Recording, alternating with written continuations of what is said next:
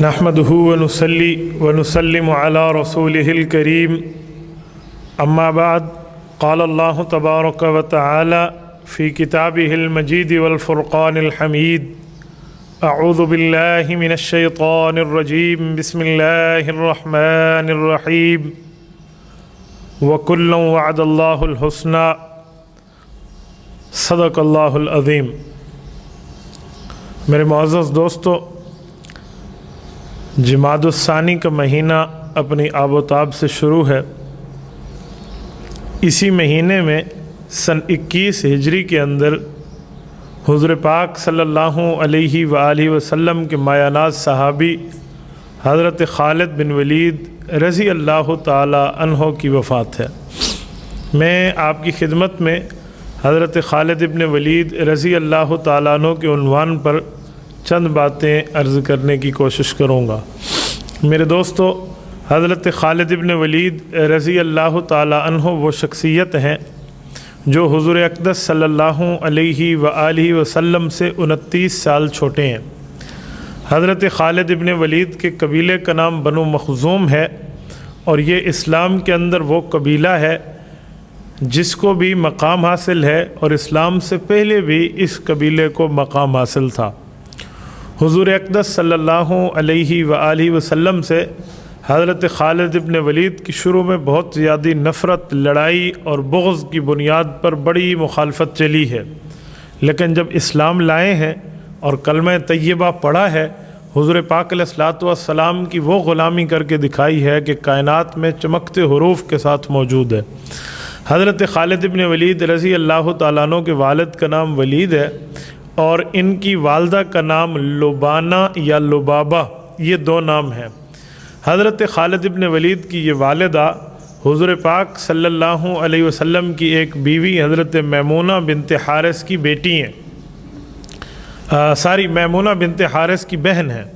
हज़रत खालिद इब्न वलीद इस हिसाब से हज़रत उम्मुल मुमिनीन मैमूना रज़ी अल्लाह ताला अन्हा के भांजे लगते हैं। इनका हुज़ूर पाक सल्लल्लाहु अलैहि वसल्लम से ये रिश्ता इनको बहुत ज़्यादा बुलंद और मर्तबा फ़ायज़ करके बताता है। हज़रत खालिद इब्न वलीद रज़ी अल्लाह ताला अन्हो इस्लाम के मुकाबले में शुरू के अंदर पेश रहे। एक वक्त आया, हज़रत खालिद इब्न वलीद ने दिल में सोचा कि यार, जिन बुतों की वजह से हमने अलम जंग बुलंद किया हुआ है, इन बुतों की परस्तिश से तो कोई टके का फ़ायदा ही नहीं है। इस्लाम ने दिल में घर करना शुरू किया। बहादुर आदमी थे, नौजवान थे और जरी थे। इनसे बड़ा शुजा और दिलेर देखने में कहीं कहीं मिलता था। जब भी किसी जंग में आए हैं, उस जंग को फ़तह याब किए बग़ैर खालिद वापस लौटे हों, ये मिलता ही नहीं है। खालिद इब्न वलीद जंग ओहद में हुज़ूर अलैहिस्सलातु वस्सलाम के मुकाबले में आए थे, तो जो दोबारा हमला हुआ और जिससे फ़तह शिकस्त में बदली, वो वजह भी खालिद इब्न वलीद थे। तो खालिद इब्न वलीद जरी बंदे थे, तो इनने फ़ैसला किया किसी बुज़दिली की बुनियाद पे नहीं, किसी शिकस्त की बुनियाद पे नहीं, बल्कि हकीकत और दलाइल की बुनियाद पे। तो फ़ौरन अपनी ऊँटनी को मुहार डाली और मदीना की तरफ चल पड़े मक्का मुकरमा से। रास्ते में इनको इनके एक जिगरी यार और दोस्त मिले जिनका नाम है हज़रत आमिर इब्न आस। ये भी सहाबी हैं, बाद में बने हैं रज़ी अल्लाह अन्हु। उस वक्त ये भी दिल हारे हुए थे अपने बुतों से और इनका नज़रिया था कि हमें हुज़ूर अलैहिस्सलाम की खिदमत में जाके इस्लाम की हक्कानियत सीखनी चाहिए। तो खालिद इब्न वलीद जब गुज़रने लगे तो उन्होंने पूछा, ओए अमर, आप यहाँ कैसे? उन्होंने कहा, मैं बस यार सोच रहा हूँ हम किस मज़हब पे हैं, क्या मामले हैं। तो उन्होंने कहा, छोड़ यार इस मज़हब को, चलें। कहाँ का मदीना मुनव्वरा चलते हैं, हुज़ूर अक़दस सल्लल्लाहु अलैहि वसल्लम की खिदमत में चलते हैं। तो हज़रत खालिद इब्न वलीद और हज़रत आमिर इब्न आस ये दोनों मदीना की तरफ रवाना हुए। हदीस पाक में है, सहाबाए कराम रज़ी अल्लाह अन्हुम अजमईन मदीना मुनव्वरा में बैठे थे, तो अल्लाह के रसूल को जिब्राईल अलैहिस्सलातु वस्सलाम ने आके अल्लाह की तरफ से ख़बर दी इन दोनों के आने की। तो हुज़ूर अलैहिस्सलातु वस्सलाम ने सहाबा को फरमाया कि मक्का मुकरमा की वादी ने अपने 2 जिगर के टुकड़े तुम्हारी तरफ फेंके हैं। कुछ वक्त गुज़रे तो ये दोनों हज़रात पहुँच गए। इन दोनों ने आके अल्लाह के रसूल सल्लल्लाहु अलैहि वसल्लम से ताल्लुक़ जोड़ा, माफ़ी मांगी, कलमा तय्यबा पढ़ा, इस्लाम में दाखिल हो गए। اور ان کا یہ پیارا تعلق اس حد تک رہا کہ حضور پاک صلی اللہ علیہ وسلم نے ان کو جنت کی خوشخبری دی اور باقی گناہوں سے معافی کی یہ خوشخبری سنائی۔ حدیث پاک میں حضرت عمر بن عاص تو اسلام لانے کے بعد واپس مکہ مکرمہ چلے گئے، لیکن حضرت خالد بن ولید مدینہ منورہ میں ہی رہ گئے۔ حضرت خالد بن ولید نے حضور پاک صلی اللہ علیہ وسلم کے حکم پہ مسلمانوں کی کمانڈر ان چیف کا عہدہ یہ سنبھالا، اور ان نے ایسی کمانڈ کی ہے آپ کو شاید تاریخ میں کہیں نہ ملے کہ خالد بن ولید کسی جنگ میں پیچھے رہے ہوں۔ انہوں نے اسلام لانے کے بعد سب سے پہلی جنگ جو لڑی ہے وہ غزوہ موتا ہے۔ یہ اردن کے مقام پہ موتا وہ جگہ ہے جس پر 3 صحابہ مسلسل شہید ہوئے تھے۔ چوتھے نمبر پہ حضرت خالد بن ولید نے کمان ہاتھ میں لی اور اپنی 9 تلواریں توڑیں۔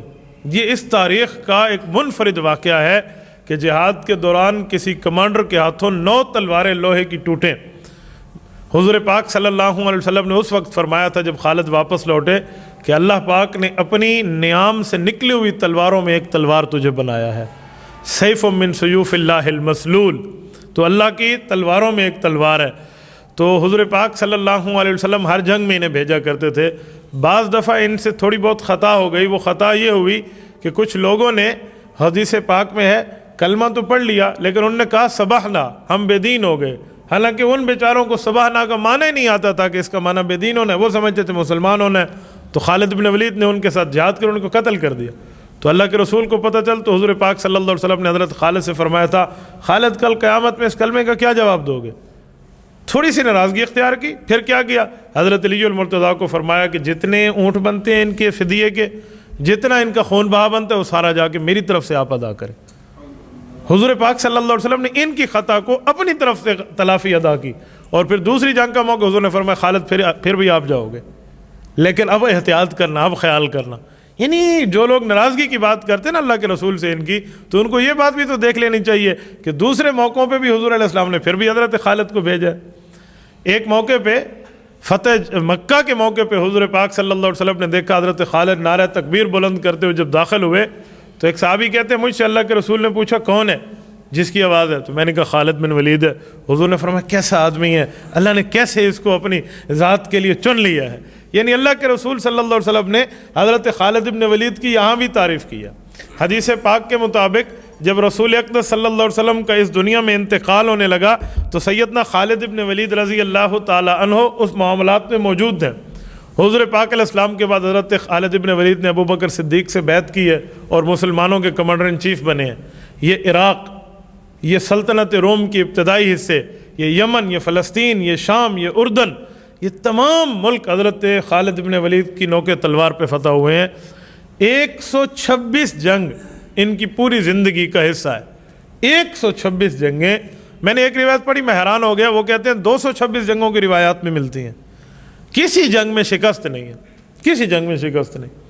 ایک موقع پہ ایک جہاد میں جا رہے تھے تو دوران لڑائی ان کے سر سے جو خد تھا نا جسے جنگی ٹوپی کہتے ہیں وہ گر گیا، تو اس کو فوراً اٹھا کے سر پہ رکھا، پھر انہوں نے تلوار سے جہاد کیا، وہ بندہ بھاگ گیا۔